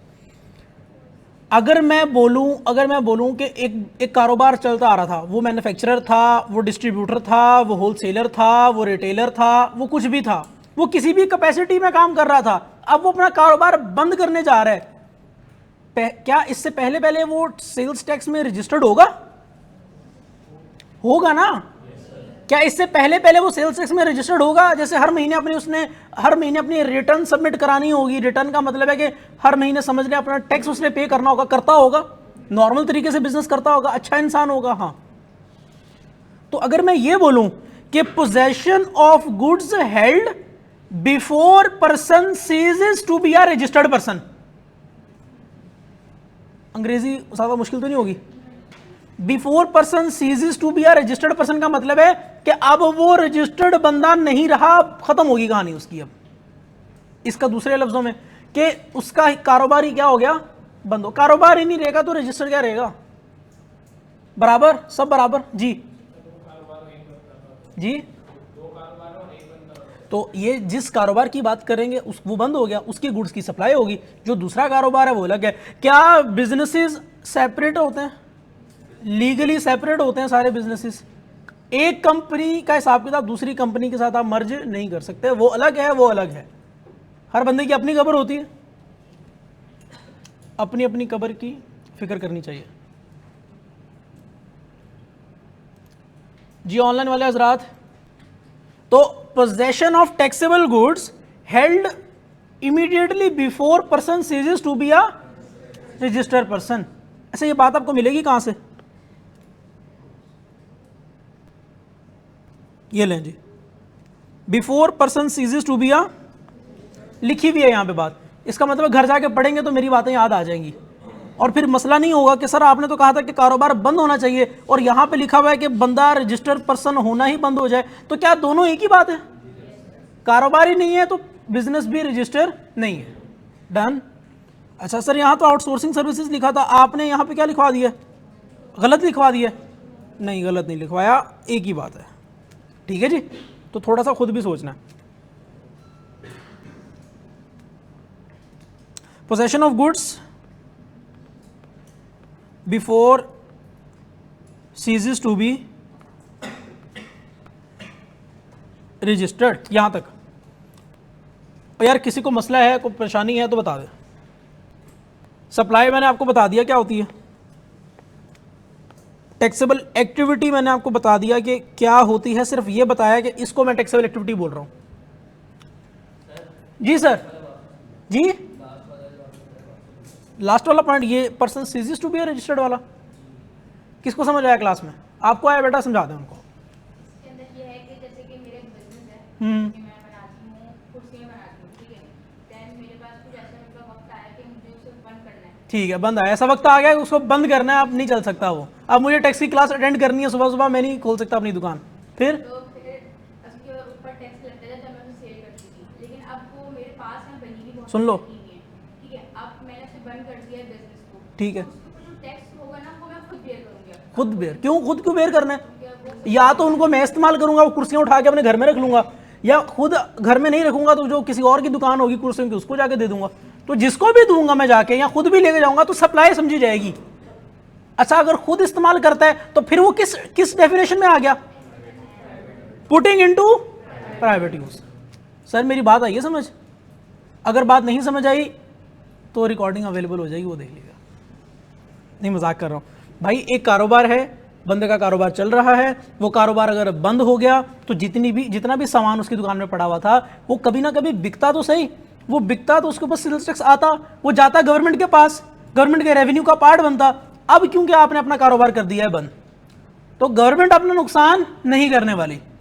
वो कह रही है कि भाई जितनी चीजें तुम्हारी पोजेशन में पड़ी हैं इनके ऊपर क्या दो, मुझे सेल्स टैक्स दो। अच्छा जी, तो आज आप लोगों ने मुझसे क्या क्या सीखा है? आपने ये सीखा कि एक रजिस्टर्ड बंदा, अच्छा इसको मैंने कल आके डिस्कस करना है कि रजिस्टर्ड पर्सन कौन कौन होगा। पूरी सप्लाई चेन से लेके चलूंगा, फिर डिस्कस करूंगा। सप्लाई मैंने आप लोगों को, सप्लाई की डेफिनेशन आप लोगों को मैंने आज बता दी। टैक्सेबल एक्टिविटी की डेफिनेशन नहीं बताई बेटा, नहीं बताई मैंने डेफिनेशन। ऐसी कोई बात नहीं मैंने की, वो मुझे पकड़ने लगे थे अगर मैं हाँ बोल देता, तो ऐसी मैंने कोई बात नहीं की। अच्छा, टैक्सेबल गुड्स में मैंने आपको क्या बताया अभी तक? सब बता दिए, जाके पेपर दे दें बेटा। मैंने 2 चीज़ें बताई हैं। क्या बताएंगे, बताएं बताएं जी। टैक्सेबल गुड्स में एक टैक्सेबल गुड्स होती हैं और इसके अलावा कौन सी होती हैं? वो जो एग्जेम्प्ट गुड्स होती हैं उनका शेड्यूल नंबर तो बता दें यार। उससे पूछा था आप लोगों ने, आपको पता था? वो आप एंड वाले भाई नबील के साथ जो बैठे हुए, नबील यही है आप जी, चलो ठीक है। तो उसको क्या पे करना है? सेल्स टैक्स पे करना है। क्या आपने कभी जिंदगी में कोई सेल टैक्स लगा हुआ देखा? उसका रेट कितना देखा गलती से? 13% सही देखा, सही देखा। आपने कितना देखा? 18 बिल्कुल सही देखा। और किसी ने कोई और रेट देखा हो? 15% बिल्कुल सही देखा। और इसके अलावा किसी ने देखा हो? 17% भी देखा होगा। कार्ड पे 8% बिल्कुल सही देखा। और सर इतने सारे रेट है तो हमने कौन सा यूज करना है? हमने यूज करना है 18%। और उसकी रीजन सुनिएगा बेटा, उसकी रीजन भी आज ही सुनते जाए मेरे से। उन्होंने 8% कार्ड पे देखा, सही देखा। उस बंदे ने 13% देखा था, सही देखा। उसने 15 देखा, सही देखा। इन्होंने 18 देखा, सही देखा। और अगर कोई पंजाब का बच्चा है तो उसने 17% भी देखा होगा। सर ये डिफरेंट क्यों है? ये डिफरेंट क्यों है? लॉजिक है ना, सवाल है ना। अच्छा चले एक मिनट, मैंने ना पहली क्लास में, अगर आप सबने पहली क्लास अटेंड की हुई है, सबने की हुई है, पहली क्लास में मैंने एक बात की थी, छोटी सी बात की थी चैप्टर नंबर 1, 2, 3 से रिलेटेड, कि यार चैप्टर नंबर 1, 2, 3 में आपको ये बताता है कि कौन से टैक्सेस कहाँ जाने हैं। गवर्नमेंट कौन सी? Government of Pakistan, federal government के पास, या दूसरे कौन से टैक्सेस हैं जो कहाँ जाने हैं? प्रोविंशियल गवर्नमेंट के पास। क्योंकि आगे जाके इंशाल्लाह जब चैप्टर नंबर 4 हम पढ़ेंगे तो आपको पता चलेगा कि दोनों गवर्नमेंट्स का सेपरेट स्टेटस है। दोनों गवर्नमेंट्स अपने अपने नाम पे क्या करती हैं? कारोबार करती हैं, अपने अपने नाम पे कमाती हैं। और दूसरा, प्रोविंशियल गवर्नमेंट अपने लेवल पे कंपनी समझी जाती है, फेडरल गवर्नमेंट अपने लेवल पे कंपनी समझी जाती है। और यार आ रही है बात समझ? और कंपनी का separate legal separate legal entity होती है, सेपरेट लीगल स्टेटस होता है। अच्छा, इन सारी बातों को छोड़ दें, दफा करें। अब मेरी बात को गौर से सुने। मैंने बोला था कि कुछ पैसा जाता है फेडरल में, कुछ पैसा जाता है प्रोविंशियल में। आप लोगों को मैं जो सेल टैक्स पढ़ा रहा हूं, ये जो सेल टैक्स है, सेल्स टैक्स दो चीजों के ऊपर लग सकता है। किस किस के ऊपर? जिसको नींद आ रही है ना, वो कल अपनी नींद जरा दूर करके आए। दो चीजों के ऊपर, गुड्स के ऊपर। गुड्स के ऊपर, गुड्स क्या होती हैं? वो सारी चीजें other than actionable claims, money, stock, shares और सिक्योरिटीज, वो सारी चीजें किसमें आती हैं? अच्छा, मतलब सारी मूवेबल।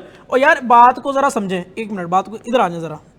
सबसे पहले यहां आ जाए ना, उसने ये क्या लिखा? मूवेबल लिखा। प्रॉपर्टी भी इसमें आ गई है, बिल्डिंग भी इसमें आ गई है। जो एग्री करता है हाथ खड़ा कर ले। फिर से भाई, फिर से सोच रहे जरा, एक मिनट। हर तरह की मूवेबल चीज गुड्स में फॉल करती है, बिल्डिंग भी इसमें आ गई है। कोई हाथ खड़ा कर ले यार प्लीज। बेटा क्या इस बिल्डिंग जिसमें बैठे वो पहिए लगे हुए हैं? मैं बोल रहा हूं बिल्डिंग, तो बिल्डिंग क्या मूवेबल होती है या इमूवेबल होती है? वो फिर कह रहे हैं मूवेबल होती है, इमूवेबल होती है, इमूवेबल। अच्छा, गाड़ी मूवेबल है या इमूवेबल है? वो मूवेबल है। तो भाई मैं किस चीज की बात कर रहा हूं यहां पे? मैं इमूवेबल चीज की बात नहीं कर रहा, बल्कि मूवेबल चीज की बात कर रहा हूं। तो इसका मतलब यह हुआ कि गुड्स में क्या आती हैं? हर वो मूवेबल चीज आती है सिवाय इन मूवेबल चीजों के, ये जो लिखी हुई थी। और उसको अगर उसने लिखा है मूवेबल, इसका मतलब इमूवेबल तो आती ही नहीं है। तो कोई बंदा बिल्डिंग किसी को बेचेगा, उसको बस सेल टैक्स लगाएगा? क्यों नहीं लगाएगा? अरे उसको छोड़ दो, सेल टैक्स लगाएगा नहीं लगाएगा? क्यों नहीं लगाएगा? क्योंकि वो गुड्स में नहीं आती। और गुड्स में क्यों नहीं आती? क्योंकि आज आपने ये डेफिनेशन पढ़ ली है कि गुड्स में क्या आता है? मूवेबल चीजें आती हैं सारी की सारी। डन। अच्छा, एक चीज तो मैंने आपको बताई। कहां पे थे हम? यहां पे थे।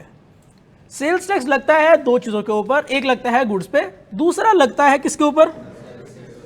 ये बात हमारी, ये कहानी हमारी कहां से स्टार्ट हुई थी? क्योंकि इन्होंने देखा था 13% का, उन्होंने देखा 15 का, एक ने देखा 17 का, एक ने बोला 18 का। सर ये चक्कर क्या है? मैं समझा देता हूं। सेल्स टैक्स जब इन दो चीजों के ऊपर लगता है तो लगने के बाद जाता कहां पे? गवर्नमेंट के पास।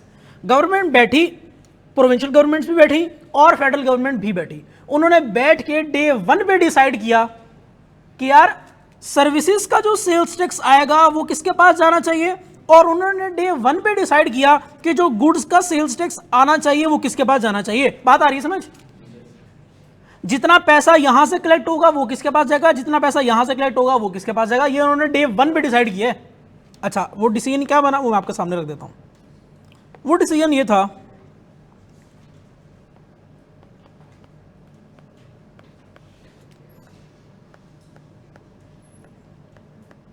डन।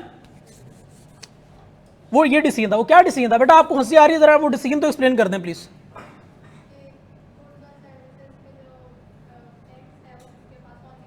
ठीक है, तो मैंने क्या लिखा, उसका जवाब क्या आया? फेडरल गवर्नमेंट ने बोला कि पाकिस्तान के अंदर जितनी भी गुड्स सप्लाई होंगी, गुड्स क्या, गुड्स और सर्विसेज में फर्क समझते हैं? उन्होंने बोला जितनी भी गुड्स सप्लाई होंगी उसके ऊपर जितना भी सेल टैक्स आएगा वो कहां जाएगा? और उन्होंने बोला जितनी भी सर्विसेज रेंडर की जाएंगी, जितनी भी सर्विसेज दी जाएंगी उसके ऊपर आने वाला सेल टैक्स कहां जाएगा? प्रोविंशियल गवर्नमेंट के पास। डे 1 पे ये डिसीजन हुआ। अच्छा, ये डिसीजन होने के बाद प्रोविंशियल गवर्नमेंट ने बोला कि मेरे कुछ अपने रेट्स होंगे, मेरे अपने बजट होता है, क्योंकि आपको पता है हर प्रोविंस पे अपना बजट भी बनता है। प्रोविंस लेवल का बजट होता है और फिर पाकिस्तान फेडरल लेवल का बजट बनता है। तो जिसका जो बजट है उसने रेट उसी हिसाब से डिसाइड किया होगा, मतलब उनकी अपनी एक स्ट्रेटेजी हो सकती है। अच्छा, यहां पे मैं बात करता हूं पंजाब में, क्योंकि प्रोविंस की बात करूंगा तो फिर मुझे सूबे अलग अलग करने पड़ेंगे।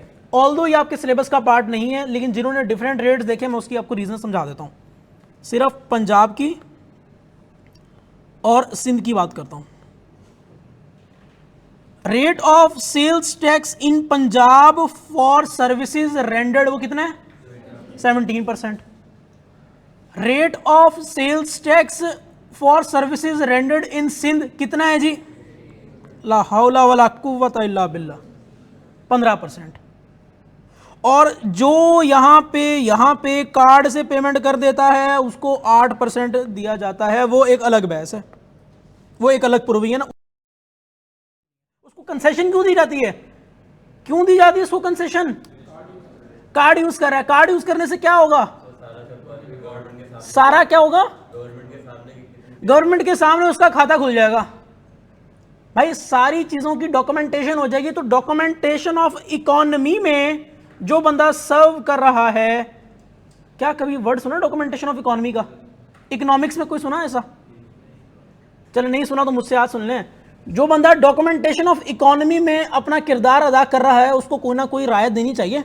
तो आप कार्ड से पे कर दो, आपकी ट्रांजैक्शन जो है वो सामने आ जाएगी, रिकॉर्डेड होगी, एफबीआर को पता होगा, रिपोर्ट होगी, प्रॉपर टैक्स पे किया होगा। तो आपको बोला चलो तुम 17 नहीं दो, तुम कितना दे दो? 8। वो एक अलग बहस है। तो इसलिए किसी ने 17 देखा, इसीलिए किसी ने 15 देखा, इसीलिए किसी ने 8 देखा, फिर किसी ने 18 भी देखा। और जिसने 18 देखा उसने किसके ऊपर देखा? गुड्स के ऊपर देखा। क्या फेडरल गवर्नमेंट पाकिस्तान लेवल पे होती है या किसी सूबे लेवल पे होती है, किसी कॉलोनी लेवल पे होती है? पाकिस्तान लेवल पे। एट पाकिस्तान लेवल कितना जी? 18%। आज के बाद, अच्छा आपके सिलेबस का पार्ट क्या है, आपके सिलेबस का पार्ट क्या नहीं है? सिर्फ आपके सिलेबस का ये पार्ट है, पार्ट ऑफ कैफ 2। तो आज के बाद मैं जितनी भी बातें कर रहा हूंगा उसके ऊपर रेट कितना लगेगा? 18% का रेट लगेगा। और वो क्या मैं सर्विसेज की बात कर रहा हूंगा? वो मैं गुड्स की बात कर रहा हूंगा। मेरी बात आई है समझ? और जो एक्ट हम पढ़ रहे हैं, इस एक्ट का नाम क्या है? इस एक्ट का नाम क्या है? Sales tax act 1990। पंजाब के लिए पंजाब का अलग एक्ट है, सिंध के लिए सिंध का अलग है। आ रही है बात समझ? उसकी मैं बात क्यों नहीं कर रहा? क्योंकि ये आप लोगों के सिलेबस का पार्ट नहीं है। लेकिन क्या आज की क्लास के बाद आपको ये समझ आ गया कि different rate of sales tax हैं? और वो इसलिए हैं क्योंकि ये डिपेंड करता है कि आप गुड को बेच रहे हैं या आप सर्विसेज रेंडर कर रहे हैं। भाई समराइज कर रहा हूं, सुन लें एक बार। गुड्स होंगी तो टैक्स कहां जाएगा? आवाज नहीं आ रही। गुड्स होंगी तो टैक्स कहां जाएगा? और सर्विसेज रेंडर की होंगी तो टैक्स कहां जाएगा? प्रोविंसेस के पास जाएगा, प्रोविंशियल गवर्नमेंट के पास जाएगा। प्रोविंशियल गवर्नमेंट के अपने रेट्स मिट्टी पा होते हैं, नहीं करनी इसकी बात। हमने किसकी बात करनी है? गुड्स को सप्लाई करने की बात करनी है फेडरल लेवल के ऊपर, जिसके ऊपर रेट कितना होगा? और गुड्स का मतलब होता है हर तरह की इमूवेबल चीज। मूवेबल चीज, मूवेबल चीज में क्या आती है? बिल्डिंग भी आती है? नहीं, बिल्डिंग नहीं आती। गाड़ी आती है, बिल्कुल आती है, और भी जो मूवेबल चीज है। लेकिन other than securities, actionable claims. और एक्शनेबल क्लेम्स की मैंने एक मिसाल आप लोगों को दे दी है। कल आप में से कोई 2-3 बच्चे कोशिश करिएगा कि एक्शनेबल क्लेम की कोई और मिसाल ला के क्लास में बता दें। एक मैंने आपको बता दी है कि क्या थी वो जो आपके रिडीम करने के लॉयल्टी पॉइंट्स थे वो वाले, ठीक है, इस तरह की चीज। जी सर।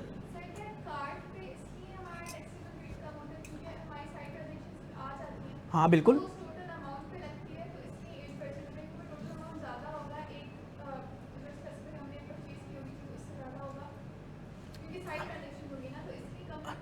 आसान करता हूँ, नहीं 1 मिनट रुके। मैं गया एक रेस्टोरेंट के पास, उस रेस्टोरेंट पे जाके मेरा बिल बना 100 रुपये का। वो 2 बिल ले आया, 100 रुपये का बिल है। ये सपोज करें मैं कहाँ पे खाना खा रहा हूँ बैठ के, कराची में शारा फैसल पे किसी अच्छे रेस्टोरेंट पे रोसाटी पे बैठ के खाना खा रहा हूँ मैं।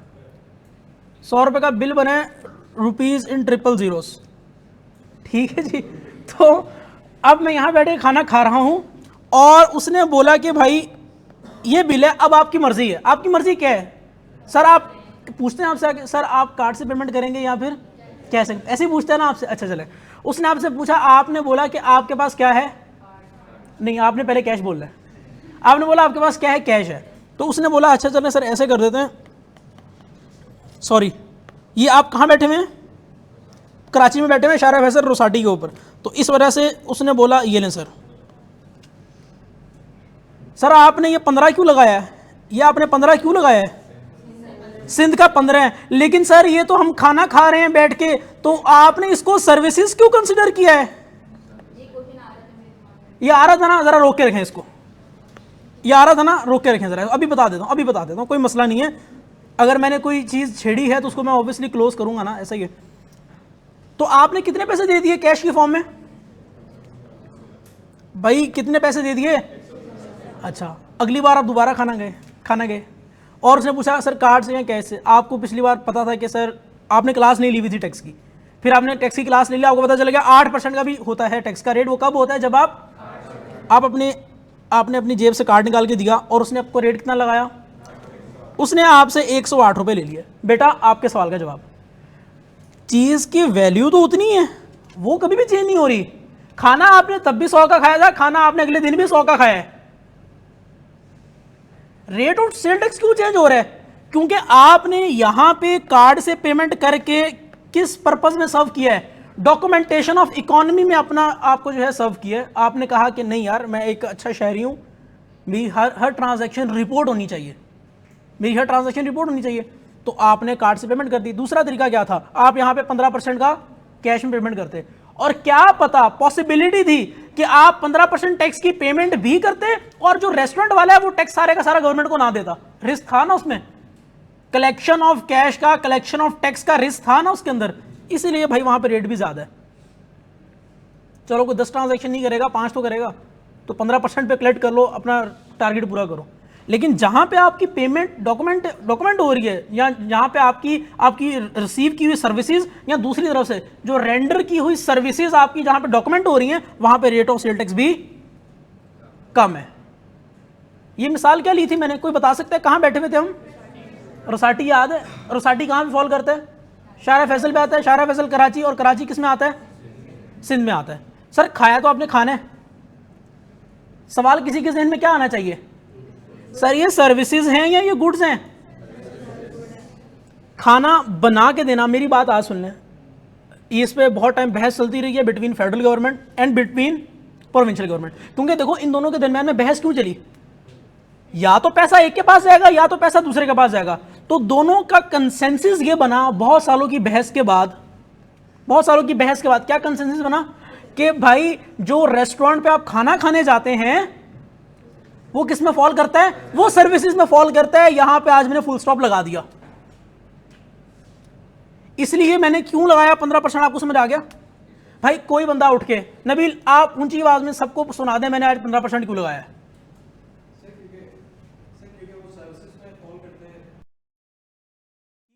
जो वो बना के दे रहा है, सारी मेकिंग, मसाला जाट डालना और फ्लेवर आना और सारी चीजें होना, सर्व करना, इसको वो क्या कंसिडर करता है, वो सर्विसेज कंसिडर करता है। दैट्स वाई सर्विसेज कंसिडर करता है, तो किसका पार्ट होगा वो, फेडरल का नहीं बल्कि प्रोविंसेस का। यही आप पंजाब में बैठे क्या खा रहे होते हैं, वहां रोसाटी नहीं है, वहां पे आप जो है ना वो जोनी जुगनू खा रहे होते हैं, सही है, लाहौर में बैठ के आप, तो फिर वहां पे आप क्या पे करते हैं, 17% पंजाब के अकॉर्डिंग पे करते हैं। डन।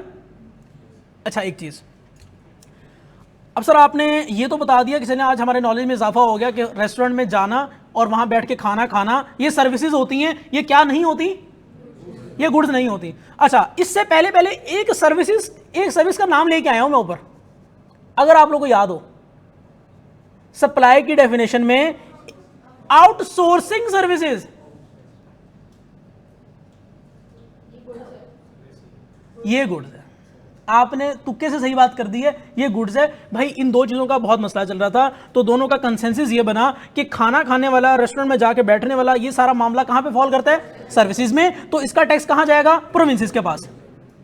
अच्छा आज की मेरी क्योंकि क्लास का कॉन्सेप्ट हो चुका था, तो ही मैं ये ऊट पटांग बातें अलग से बता रहा हूं आप लोग, अदरवाइज जरूरत नहीं है आपको इसकी। एक चीज ये हो गई। दूसरी चीज, जो आउटसोर्सिंग सर्विसेज थी, वो जिस बंदे ने आपको रॉ मटेरियल दिया था कि मुझे कुर्सियां बना के दे दो, सोफे बना के दे दो, बेड बना के दे दो, कुछ भी बना के दे दो, भाई वो थी तो आपकी सर्विस, उसमें आपकी कोई चीज यूटिलाइज हुई उसके अंदर, क्यों नहीं हुई, क्योंकि रॉ मटेरियल किसका था, वो सारा उसका था, आपकी उसमें सिर्फ एक्सपर्टीज थी, बज़ाहिर देखने में क्या थी हैं, लेकिन फिर दोनों के बीच में कंसेंसस क्या हुआ कि यार नहीं, ये सर्विसेज नहीं है, ये क्या है, ये गुड्स हैं, और गुड्स होने की वजह से इनका टैक्स कहां जाएगा, फेडरल गवर्नमेंट के पास जाएगा, और रेट कितना लगेगा, 18%। भाई उनकी आपस में 3-4 साल की जो बहस हुई है वो मैंने सारे कंसेंसस रीड नहीं किए, लेकिन मैं आपको फाइनल रिजल्ट बता दिया। हो सकती है कोई लॉजिक होगी इसके पीछे, मतलब मुझे उसमें जाने की ज़रूरत नहीं है। अगर कोई जाना चाहता है वो इंटरनेट पे सर्च करे, कल आके मुझे भी बता दें क्लास के बाद। लेकिन तो सर ये है सारी कहानी। मैंने आपको बताया कि सेल टैक्स क्या होता है, जब भी गुड्स की सप्लाई होती है तो होता है। गुड्स कौन सी होती हैं, वो टैक्सेबल गुड्स होती हैं। मैंने आपको बताया कि सेल टैक्स का रेट कितना होता है, क्या मतलब बोलते ही नहीं है आप लोग, 18%, 18%, ठीक है, और वो गुड्स के ऊपर लगता है। डन जी सर। आपका क्या नाम था, इब्राहिम भाई, आपको समझ आ गई है? किसी एक बच्चे को मसला, आपको मसला, आपको भैया, आपको नबील, आपको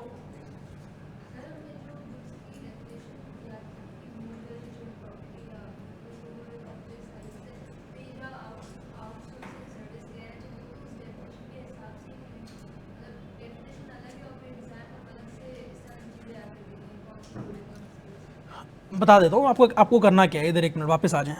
अच्छा, आज के इस लेक्चर के बाद एक इलस्ट्रेशन होगी जो सप्लाई के ऊपर होगी, वो आप जैसे जाएंगे आपसे शेयर कर दूंगा। कल आते साथ ही पहले वो इलस्ट्रेशन डिस्कस करूंगा, क्योंकि वो किसकी बेसिस पे है, वो सप्लाई की डेफिनेशन के ऊपर है, ठीक है। तो आपने वो करके आनी है, वो इलस्ट्रेशन करेंगे, आपके सारे कॉन्सेप्ट क्लियर हो जाएंगे, आपको पता चल जाएगा कि हमने इसकी एप्लीकेशन कैसे देखनी है, ठीक है। अच्छा, अब आपका सवाल ये कि सर हमने ये अलग अलग याद करना है, क्या करना है? भाई आपको इस पर्टिकुलर डेफिनेशन को रटा नहीं मारना, इसको अंडरस्टैंड करना है, क्रैम नहीं करना। क्या करना है? चैप्टर नंबर 17 और चैप्टर नंबर 18, ये 2 चैप्टर अंडरस्टैंड करने वाले हैं, इसमें क्रैमिंग की कोई चीज़ नहीं है। जब आपको एक एक पॉइंट का पता होगा, और जैसे मैंने लिखवाया हुआ है, आपने ऐसे ही नोट्स बनाए होंगे, पेपर में मैं अभी लिख के दे रहा हूँ आपसे, इसकी डेफिनेशन नहीं पूछेगा, वो पूछेगा नहीं आपसे डेफिनेशन। वो क्या पूछेगा? वो एक केस बनाएगा, वो कोई सप्लाई करवाएगा, और वो आपसे ये टेस्ट करेगा कि बताओ सप्लाई है कि नहीं है। तो आपको वहां पे ये लफाजी नहीं करनी, आपको वो वाला केस उठाना पड़ेगा, उसकी बात करनी पड़ेगी, क्योंकि उमैर भाई ने ये सर्विसेज प्रोवाइड की हैं, या आउटसोर्सिंग सर्विसेज की मैं बात करूं तो फिर ये मेरा किस में आती है, सप्लाई में आती है, तो हाँ फिर मैं इसको सप्लाई कंसिडर करूंगा और सेल टैक्स चार्ज करूंगा। आपने ये बात करनी होगी। वो केस टू केस वेरी करता है, वो कैसे पता चलेगा? आज जब घर जाके इलस्ट्रेशन करेंगे, उसका आंसर लिखेंगे, फिर समझ आ जाएगा। डन। सप्लाई समझ आ गया, गुड समझ आ गया, टैक्सेबल एग्जाम समझ आ गया, प्रोविंसेस के बीच में और फेडरल के बीच में किस तरह से था हिसाब का समझ आ गया। चलें, अल्लाह हाफिज़।